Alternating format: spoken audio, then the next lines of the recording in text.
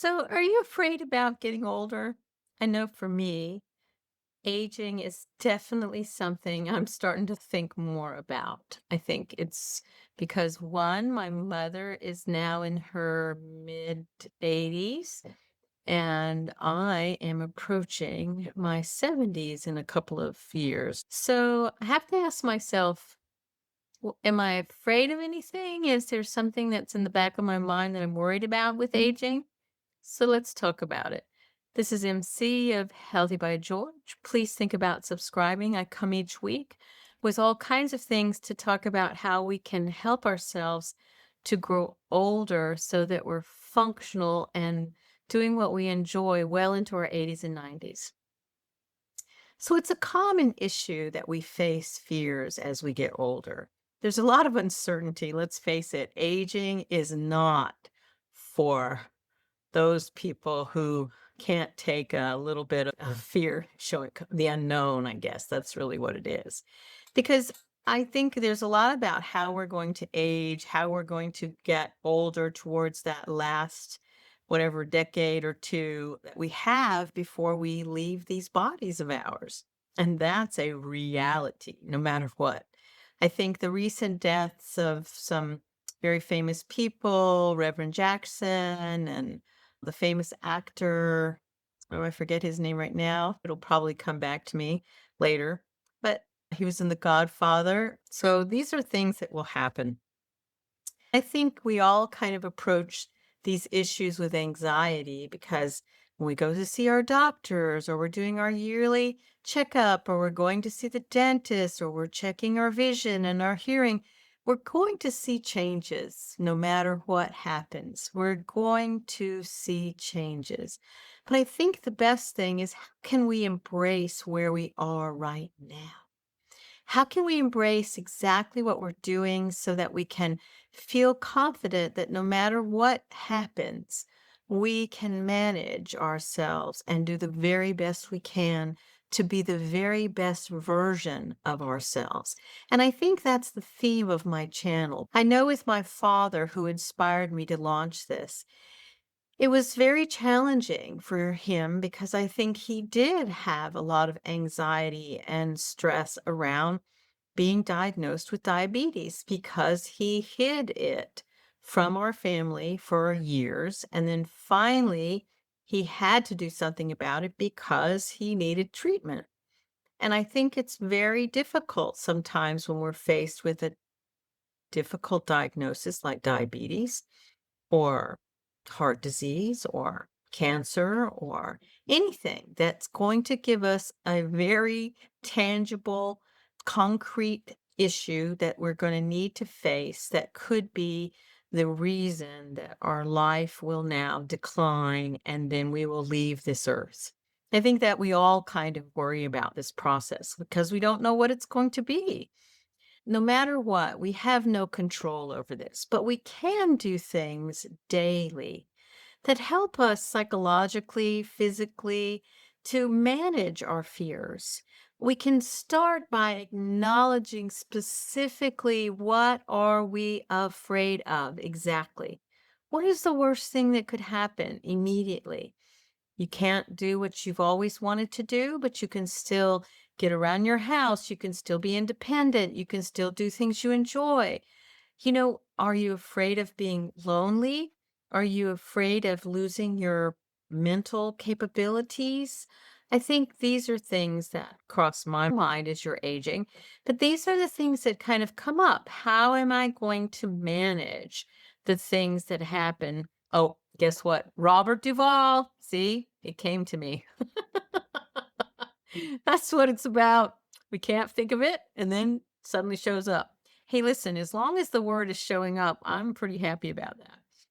So, how do we educate ourselves about the realities of aging, such as reliable sources about the common myths versus the things that we know are true? Can we do something that will somehow alleviate our concerns about aging? Yes, We can do something. And that's the whole purpose of why I show up this week and every week going forward, because I really truly believe that the daily activities that we embrace can help ourselves manage whatever it is that we might confront as we get older. Adopting what's called a healthy lifestyle. How do we prioritize that? How do we make physical activity? How do we make whole food nutrition? How do we put preventative care into our daily or year, whatever we are doing to maintain our health, or at least give us a sense of how well is my body doing? That's the only reason that we really need to show up to see our primary care provider at least once a year is to determine how well is our body doing. They measure our blood, they take our blood pressure, they think about, I know I had the first time when I was in the hospital, they gave me the wonderful, what they call the mini mental, where they're testing your cognitive abilities. That was very impressive. So, what can we do to help give ourselves? We must make movement the king of our lives. I've planned an exercise with a friend tomorrow morning while we get coffee. That sounds super fun. I love that idea. I'm going to be walking and talking and taking my dog out all at the same time. This is socializing, this is movement, and it's also taking care of my dog. What a great thing. That's really how we have to incorporate things into our life. We have to move. And when we keep moving, hopefully we will stay moving as we get older. So, oh, I have to pause. I know that aging is something we can do something about. Yes, we have our genetics. Yes, we have our daily practices of movement and eating healthily. But I think the key is for me, when I forget something like I just did a few minutes ago, I forgot the name of Robert Duvall. I can acknowledge it. I recognize that this is about not being as sharp and as quick as I used to be, but there's nothing wrong with that. And that we can use our ability to name what it is that we're having a problem with so that we can at least confront it.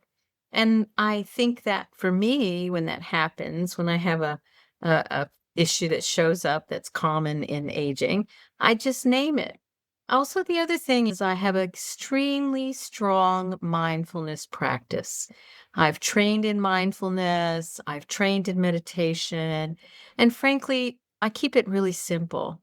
I constantly think of things during the day. Whenever I find myself getting all caught up with thinking about the future or worrying about the past or feeling overwhelmed that I can't manage all the things that I'm managing because it's something I used to do and now maybe I'm not doing it so well. I don't know, but my confidence feels a little less certain. How about your confidence about whatever it is you're doing? I think that's the thing. And also, too, when to retire. I don't know if I want to retire. I like working. I like being social. I like going out and about and seeing colleagues. So I'm not sure about this whole retirement thing. I think that's a trap. But then some people really want to leave their jobs. So mindfulness for me, I love that when I am sitting here, sometimes I feel my feet in my socks and my shoes, or I feel the clothes on my body. Those are two really key things that kind of bring you into the present moment and get you in touch with your body. Or you can do a simple mindfulness practice of just closing your eyes and taking some nice slow breaths. You can incorporate a mantra, and that can be something too that you do that helps you deal with anything that might make you feel hesitant or fearful about getting old. Breathing yoga is a wonderful way to practice that position. It's very simplest. It can make you feel grounded in the present moment. It can help you manage the stress that you might feel. Lots of things about yoga can help you foster these feelings of uncertainty, especially when we're not sure about what's going to happen. And none of us can tell what's going to happen. So I'm working towards launching a mindfulness training course in March, and I'm going to tell you guys all about it. But we need to find our ways to be resilient emotionally. We need to reframe what we think about aging because really it's a wonderful time. We're becoming more wise. We're able to enrich ourselves about this next phase of life and how exciting it can be. We can challenge our negative thoughts about it. I mean, look at Jane Fonda. She just launched something on Substack where she's promoting, talking about being older and having connections and dealing with just feeling like an older person. Instead of feeling pessimistic, she's really refreshing about looking at how aging is sometimes a nice way of a shift in opportunities and how we connect with each other. And that aging doesn't mean that we're losing anything. In fact, there's a lot that we've seen that aging is about wisdom. It's about deepening a relationship with ourselves and with others. It's about working to cultivate a more balanced perspective, build those social connections. I like, for me, and I encourage you to, build a broad spectrum of people. I have people younger and older and somewhere in the middle. And I love it because it's all about having this lovely combination of a community. And I'm even looking towards how I can become more part of forums and groups. As much as I'm an introvert, I'm not much of a group person, but I'm willing. I'm going to stretch my wings and go out there and maybe do some volunteering or at least go and do some things that are more active and interactive. I was looking at an Instagram post. I forget the young man who was posting about it, but he talked about how he was walking on the beach and how he saw someone in the distance coming his way, and he purposefully started going further away in another direction so that he wouldn't have to at least say hello and smile and nod. And really, is that what we want? I don't think so. I think we as human beings, we want to connect. We want to engage. We want to say hello. We want to be social creatures. I think sometimes, though, there's this discomfort. I know for me, although I'm terrible about wanting to start conversations in the elevator. I don't know why. I always want to do something humorous in the elevators because of maybe Saturday Night Live. But let's figure out ways that we can make aging less fearful. Let's all join together and support one another, knowing that we can do things to achieve our meaningful goals as we get older. We can learn new skills. We can take opportunities to travel. We can foster new types of relationships with people.